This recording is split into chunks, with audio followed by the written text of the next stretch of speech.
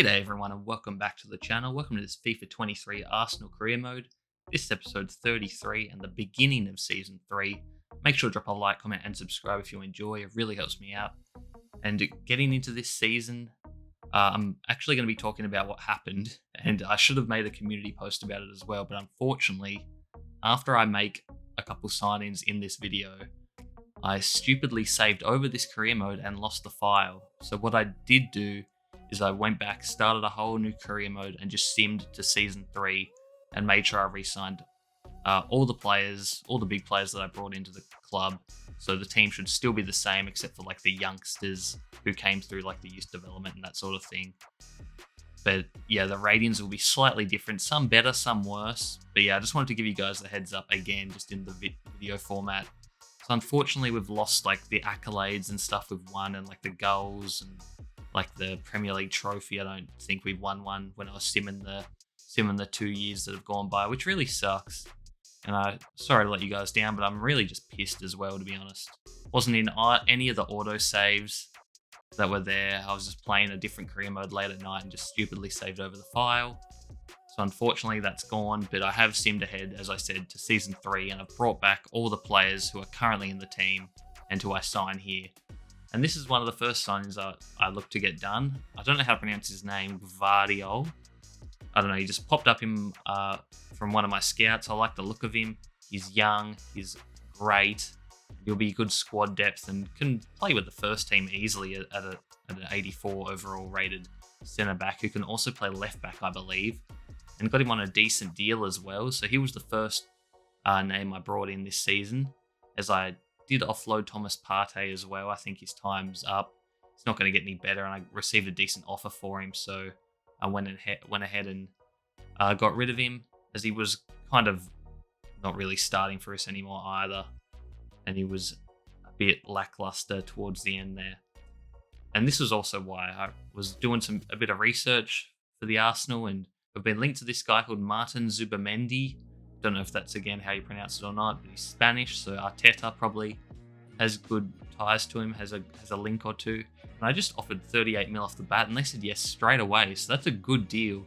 Got him for less than his market value, and he's coming in just as, an 84, 85 overall at like 25 years of age, so he's coming into his prime now, so he should be with us for the next 2 to 3 seasons at least, you'd think, unless he really hates his role, which he might do, because honestly, he's not going to be starting, so hopefully he'll be alright with that. But yeah, we're just going to go to our transfer history. This is still on the previous file, by the way, so some of these guys I won't even have in the team anymore, unfortunately. But you see there, we got rid of Partey, we got rid of Tavares, Nketiah, brought in Gvardiol, and we sent out a bunch of youngsters on loan as well. You see there, he looks like he's going to be an absolute beast, that guy.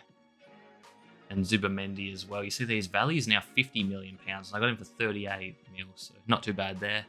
Got rid of Reece Nelson, unfortunately, and then got rid of a couple of the youngsters as well.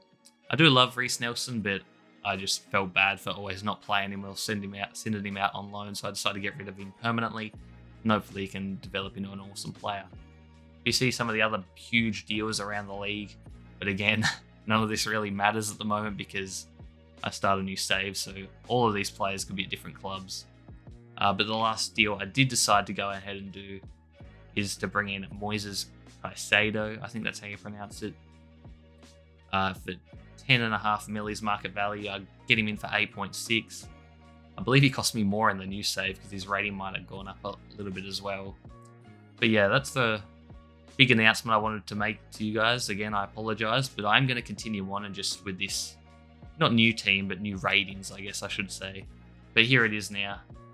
Zinchenko, unfortunately, while I was simming, has submitted a transfer request, so he might be making a move out. But besides that, the team is basically the exact same. I mean, the first team's the same, second team basically the same as well. I've just lost, the youngsters that come through the youth development program. You see there, Patino, probably look to loan him. Erdegaard, a 90 overall. Jude Bellingham, 88. Yeah, you see Caicedo there, got a little rating bump as well, 81, as well as Saliba, I think. But then a couple players obviously got a bump down as well. Like I think Milinkovic-Savic has taken a little hit, and then a couple other players as well. But our team's still looking very good, And our first game of the episode is actually going to be up against Manchester United. So that'll be a big test. You see there, I brought back Calvert-Lewin. Calvert-Lewin actually took a big hit in the ratings as well. Unfortunately, as my backup striker, that's not going to plan. But you see there, Ramsdale coming out of contract at the end of next year. So I'm going to re-sign him. That's for certain. So I'm going to bring him back on a big deal. And then going into this preseason, I don't play any of the preseason games. I just sim through it, try to get a little bit extra money. You see there, Manchester United, Nottingham Forest, and Norwich. So if we get past Manchester United with a win, we can go on a bit of a run. But the last thing I needed to do was to bring in a backup goalkeeper because I didn't have the youth player from the last save file anymore. And I saw this guy in free agency, and I was like, that dude's a stud. I don't know why he's a free agent, so I'm going to bring him in as a backup. Hopefully he's okay with being a backup, but he should do, seeing as though he's going to accept the deal we offer him. And we do let him know that he's not going to be an important or crucial to the team. He can just be a rotation player and play in some of the cup matches, that sort of thing. God forbid if Ramsdale gets injured, and then hopefully this guy can step up and do a job, which he should be able to do. From Croatia as well. I don't mind that at all. And he didn't cost us any money, so we bring him in for nothing. Just have to pay his wages, obviously. Obviously, we're going to get an A rating for that.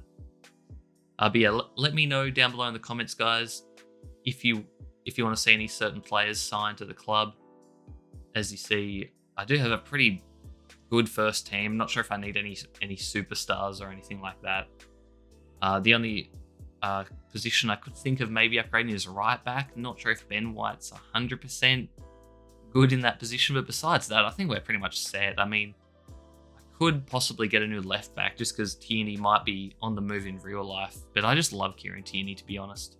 And we're probably going to lose Zinchenko, so I definitely don't want to get rid of Tierney. You see there the squad. I've brought in, as I said, like all the players that were really making an appearance. So it shouldn't be too different, just some of the ratings are a little off, unfortunately. But here, going up against Manchester United, they have Alexander Isak now playing striker for them. Probably bought him off Newcastle, so he's going to be a threat to deal with. But no more Ronaldo, it looks like, as he will be in his Saudi Arabian team, I think. But here we are, first game of the Prem in Season 3 now. Looking to start off strong, but we have a tough fixture at Old Trafford. We're going to get it to Odegaard, to Saka, back to Odegaard. And we get it to Tierney, who hits one, but it falls to Bellingham, and Bellingham's going to whack that, and he scores.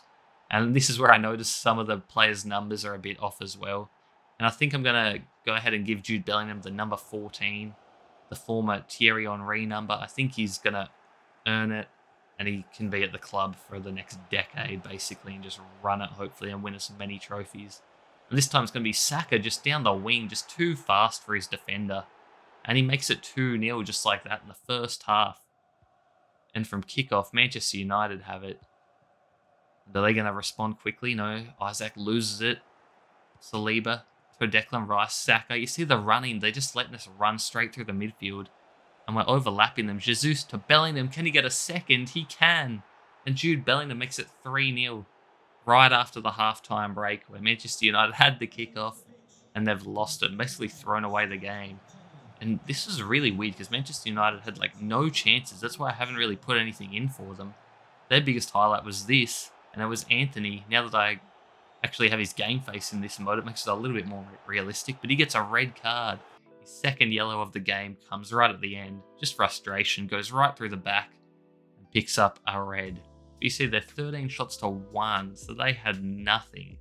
Now XG was 2.5, so we thoroughly deserved the victory. And this is on ultimate difficulty. So I don't know why Manchester United were that bad, but who knows, could have just been an off day.